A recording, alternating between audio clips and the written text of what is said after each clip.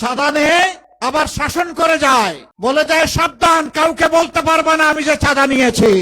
আমি বহু জায়গায় গাড়ি থেকে নেমে কানে কানে গিয়ে জিজ্ঞেস করি ফুটপাতের দোকানদারকে যে এখানে কেউ চাঁদা চায় কিনা।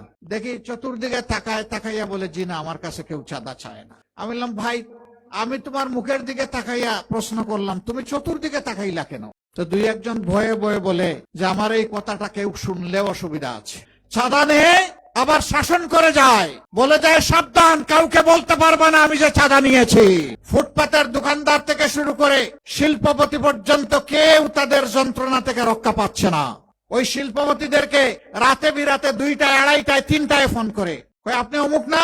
বলে হ্যাঁ। তা আপনি কি খুব শান্তিতে বাসায় ঘুমাচ্ছেন? বলে ভাই কি বলতেছো বুঝতেছি না, তুমি কে, আপনি কে? কয় যে আমি কে আপনার চিনার দরকার নাই, কালকে ছোট ভাইয়ারা যাবে দেখা করবে, ওরা যা বলবে তাই করবেন, আর না হয় রাতের ঘুম হারাম করে দেব। কেউ শান্তিতে নাই। আমরা কি চাই সেই ফেসিবাদ আবার ফিরে আসুক? তাহলে এই ফেসিবাদকে বিদায় দিতে হলে কাকে দিয়ে বিদায় দিবেন? জুলাইয়ে যারা বুক পেতে যুদ্ধ করেছে জাতির জন্য, তাদের প্রয়োজন হবে। বন্ধুগণ, 15.5 বছর অনেক নির্যাতনের শিকার হয়েছি। দফায় দফায় আমরা সবাই এখানে যারা আছেন সবাই জেলে গিয়েছি, কিন্তু আমরা দেশ ছেড়ে যাইনি। আল্লাহর মেহেরবানিতে, আল্লাহর দেওয়া শক্তিতে, তার উপর ভরসা করে এই দেশকে ভালোবেসে, দেশের মানুষকে ভালোবাসে আমি না হয় চলে গেলাম, এই নিরুপায় সহকর্মীদেরকে দেখবে কে?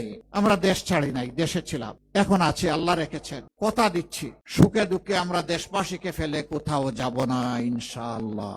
আমরা ছিলাম, আমরা আছি, আল্লাহ যেন আমাদেরকে তৌফিক দেন আমরা থাকতে পারি।